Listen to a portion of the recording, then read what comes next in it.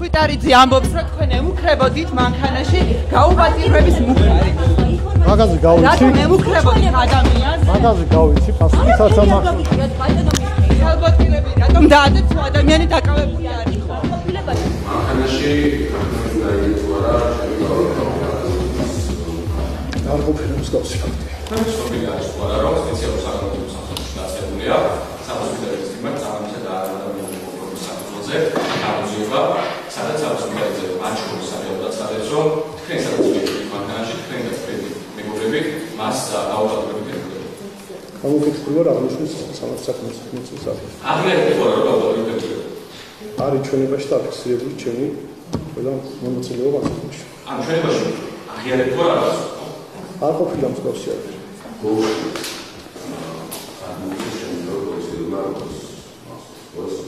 აღმოჩნდა ჩამოვიყვანეს მე ჩვენ ჩამოვიყვანეს. ხო, გამაგარი ჩამოვიყვანეს.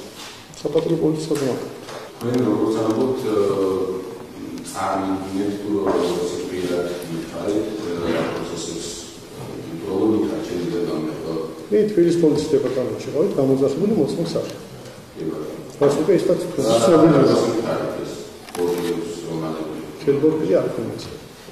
ას მაქამერა ასმერე. მაქამერი არ ვიცი, ჩემთან მოხდა თავს.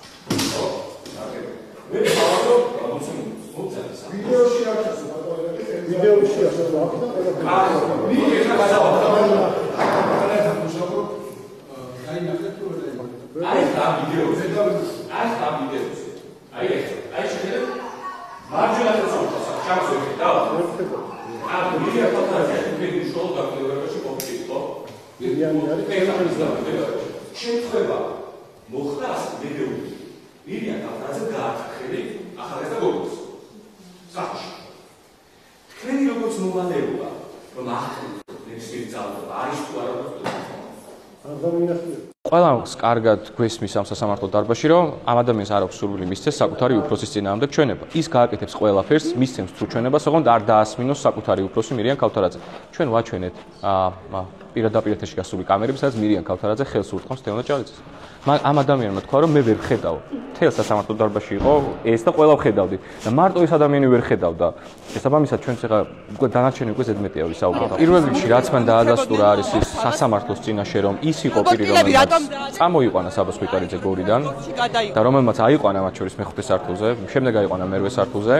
და მის მიმართ განახორციელა ჩვენი შეფასებით მის მიმართ განახორციელა არაადამიანური და დამამცირებელი მოპყრობა.